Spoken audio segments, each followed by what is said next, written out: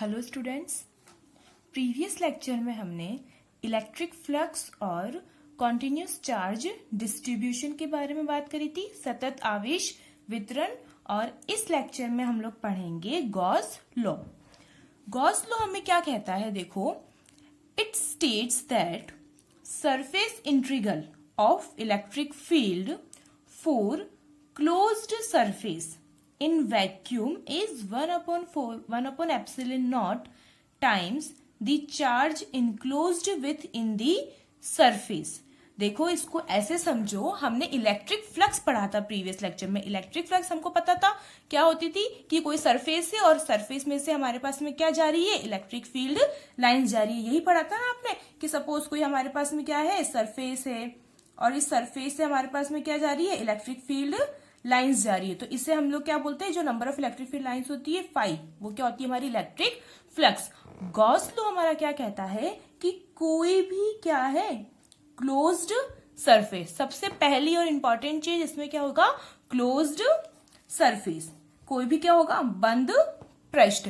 अब बंद पृष्ठ में क्या होता है हमारे पास में कि यहां पर हम सपोज करते हैं कोई चार्ज है हमारे पास में Q, कोई चार्ज है हमारे पास Q। तो गॉस लॉ ये बोलता है कि जो इलेक्ट्रिक फ्लक्स होता है फाई, वो क्या होता है? 1 अपॉन एप्सिलॉन नॉट टाइम्स क्या होता है? चार्ज के Q के, या हम बोल सकते हैं कि जो चार्ज होता है 1 अपॉन एप्सिलॉन नॉट गुना होता है इसका। आया समझ में? तो गॉस लॉ क्या होता है? एक तो क्लोज्ड सरफेस के लिए होता है, और ये बताता है कि निर्वात में क्या हो जाएगा? निर्वात में, क्योंकि हमारे पास आता है वैक्यूम। एप्सिलॉन नॉट हमारा मतलब क्या होता है? निर्वात हो जाता है। ओके, तो मतलब कि कोई खाली बंद, एक तो बंद हमारे पास में सरफेस है और ऊपर से वो क्या है? खाली है। मतलब कि हम एग्जाम्पल ले सकते हैं कोई भी फुटबॉल का। ओके, फुटबॉल क्या होगी? क्लोज्ड होगी और अंदर क्या भरी हुई होती है? हवा भरी हुई होती है, तो वो निर्वात ही हो जाएगा। तो ऐसा कोई एरिया है, ऐसा कोई सरफेस होता है, उसमें हमारा जो इलेक्ट्रिक फील्ड लाइंस होता है, जो या हम बोल सकते हैं कि जो हमारे पास में इलेक्ट्रिक फ्लक्स फाई है, वो क्या होगा? चार्ज का 1 अपॉन एप्सिलॉन नॉट गुना होगा। आई होप समझ में आया होगा। अब देखो, हमने ये पढ़ा था कि जो फाई होता है वो क्या होता है? क्लोज सरफेस के लिए इंटीग्रल को क्या कर देते हैं? क्लोज। तो क्लोज सरफेस के लिए क्लोज इंटीग्रल E.ds, ये हमने प्रीवियस लेक्चर में पढ़ा था। अब गॉस लॉ अगर हम इस पे लगा देते हैं तो हमने पढ़ा था कि phi equals to 1 upon epsilon naught Q। तो यहां हम क्या लिख सकते हैं? Summation Q upon epsilon naught. यहां पर मैंने समीशन वर्ड क्यों लिया है, ये देखो। समीशन का मतलब क्या हो जाएगा? अगर हमारे पास में कोई भी छोटे छोटे पार्टिकल्स है, जैसे सपोज मैंने यहाँ के लिए निकाला पहले इसके लिए, फिर मैं यहाँ के लिए बात करूंगी, फिर मैं यहाँ के लिए, तो सबका हम लोग क्या करेंगे? अल्पांश लगाएंगे, पार्शियल निकालेंगे। इसके लिए तो हमने डिफरेंशिएशन किया था। अब अगर मुझे इसका इंटीग्रल मतलब पूरे पृष्ठ का अगर मुझे निकालना हुआ, क्या हो जाएगा? यहाँ पे बंद पृष्ठ का कुल आवेश। यहां पर क्या हो जाएगा? समीशन Q, बंद पृष्ठ का कुल आवेश। अगर मुझे कुल आवेश निकालना हुआ तो मैं यहां पर क्या लगाऊंगी? Summation Q। आया समझ में? गॉस लॉ किसके लिए होता है? कोई काल्पनिक बंद पृष्ठ के लिए होता है, हम बोल सकते हैं क्लोज्ड सरफेस के लिए होता है। 1 अपॉन एप्सिलॉन नॉट टाइम्स होता है किसके? चार्ज के होता है। ओके, अब हम इसको क्या करते हैं? प्रूफ करते हैं। प्रूफ कैसे होगा गॉस का लॉ? हम लोग जो हमने कुलम्स लॉ पढ़ा था उसकी हेल्प ले सकते हैं इसमें। बहुत इजी है। सबसे पहले हम लोग क्या करते हैं? देखो, इसके अंदर सपोज सबसे पहले तो हमें पता है कि अगर गॉस लॉ है तो हमारे पास में कोई भी क्या होगा? Closed surface. ओके, अगर क्लोज सरफेस है और हमको सेंटर में क्या लेना है? चार्ज लेना है। चलो, हमने चार्ज ले लिया Q। ये जो चार्ज है हमारे पास रेडियस क्या हो जाएगी? R डिस्टेंस पर है। ओके, R डिस्टेंस पर है। अब हम देखो, संपूर्ण पृष्ठ का एक साथ तो निकाल नहीं सकते, हमें क्या करना पड़ेगा? छोटे छोटे टुकड़ों का निकालना पड़ेगा। तो मैंने यहाँ पर कोई भी एक एरिया ले लिया है, कोई भी एक छोटी सी सरफेस ले ली है, जिसको मैंने नाम दे दिया है ds। d क्यों लगाया? क्योंकि हमने अल्पांश लिया है। ओके, अब क्या होगा? देखो, अगर यहाँ पर मेरे पास क्लोज सरफेस है ना, और यहाँ से हमारे पास इलेक्ट्रिक फील्ड लाइंस जो जाएगी वो क्या जाएगी? बाहर की तरफ, इधर ही जाएगी। तो इलेक्ट्रिक फील्ड लाइन की डायरेक्शन तो ये हो गई है। अब हमने कल एरिया वेक्टर पढ़ा था ना, एरिया वेक्टर। एरिया वेक्टर क्या होता है?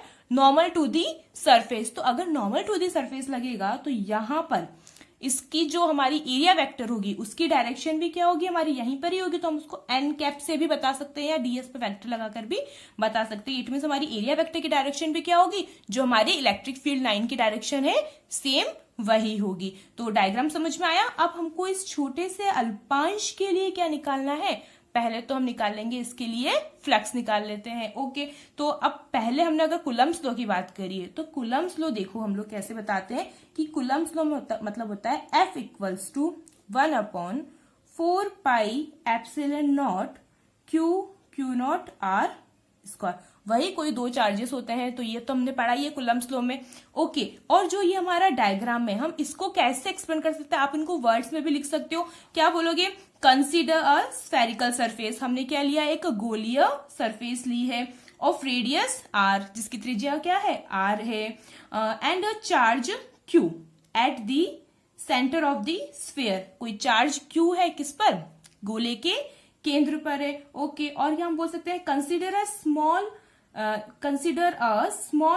Element, consider a small element, ये हमने जो क्या लिया है, एक स्मॉल एलिमेंट, कोई अल्पांश ले लिया है, और small element of area DS, जिसका एरिया क्या है हमारे पास में, डीएस है। अब हमने एरिया वेक्टर और इलेक्ट्रिक फील्ड लाइंस बता रखी है, तो वो हमारी क्या हो जाएगी, आउटवर्ड डायरेक्शन में हो जाएगी। तो ये हम इसको वर्ड्स में भी लिख सकते हैं। अगर हम इसे अब सॉल्व करना है तो देखो हमने कूलम्ब्स लॉ की बात कर ली थी, अब ये भी पढ़ा था कि E इक्वल्स टू क्या होता है, F/Q0 पढ़ा था। ओके, तो E इक्वल्स टू हमारे पास में क्या हो जाएगा, देखिए F की वैल्यू रख देते हैं 1/4 pi epsilon naught q naught upon r square, और यहां पर क्या है, ऑलरेडी एक क्यू नॉट से क्यू नॉट क्या हो जाएगा, कैंसिल आउट हो जाएगा, बचेगा क्या हमारे पास में 1/4 pi epsilon naught q upon r square. ये तो आ गया हमारे पास में E इलेक्ट्रिक फील्ड या E की वैल्यू। और अब आप बोलोगे कि हमने तो ये प्रीवियस चैप्टर में पढ़ लिया था कि भाई E इक्वल्स टू ऑलरेडी होता क्या है, के क्यू अपॉन आर स्क्वायर होता है। तो बस वही चीज है, कूलम्ब्स लॉ कैसे अप्लाई हुआ, इसके लिए हमने F से E को लिया है, बाकी आप डायरेक्ट E से भी स्टार्ट कर सकते हो। तो ये हमारी E की वैल्यू निकल गई है कि हमारे पास 1/4 pi epsilon naught q upon r square होता है। ओके, तो हम इसको क्या दे देते हैं, equation number 1। Equation number 1, equation 1 के बाद हम क्या बोल सकते हैं, वी नो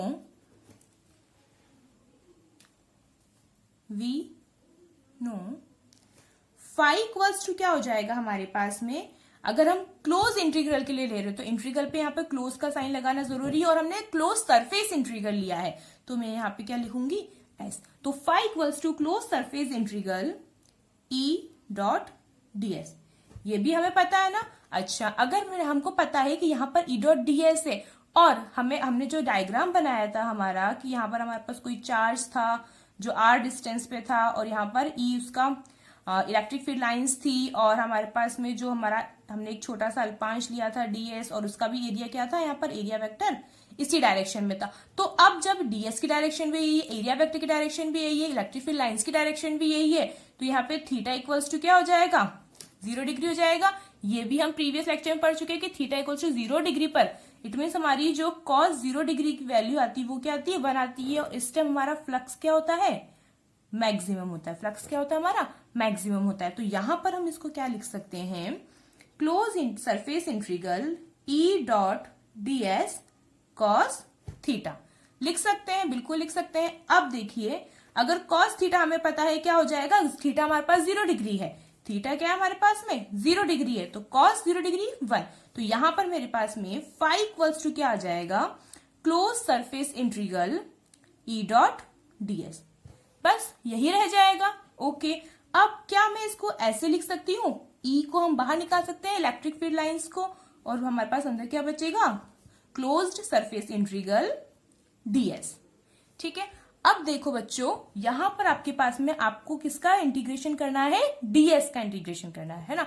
डीएस मतलब क्या होता है हमारे पास, अल्पांश। अब देखो, इंटीग्रेशन का मतलब ही क्या होता है, छोटे छोटे एरिया को जोड़ना। जो छोटे छोटे एरिया होते हैं इन सबको क्या करना है, जोड़ना होता है। वही सारा हमारा क्या होता है, इंटीग्रल होता है। मतलब इंटीग्रल का मतलब हो जाता है टोटल एरिया। इंटीग्रल का मतलब क्या हो जाएगा आपके पास में, टोटल एरिया। तो अब मुझे ये बताओ, अगर आपको टोटल एरिया निकालना है तो ये हमारे पास जो सरफेस है ये कौन सी है? स्फेरिकल सरफेस है, गोलाकार पृष्ठ है। तो मुझे ये बताओ कि अगर जब स्फेरिकल सरफेस है तो यहाँ का एरिया क्या हो जाएगा? 4πr² हो जाएगा ना।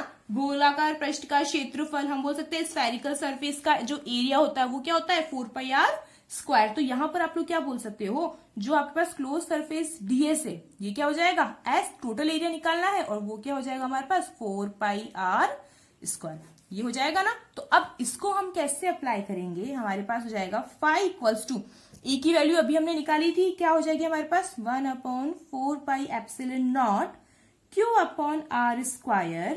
अब मैंने ds का कर दिया इंटीग्रेशन, मतलब ds का इंटीग्रेशन करेंगे तो s, और s का मतलब हमारे पास में आ जाएगा 4πr²। तो इनटू में हमारे पास क्या आ जाएगा? 4πr²। अब देखो जो जो जिससे कैंसिल आउट होता है उसको कर दो।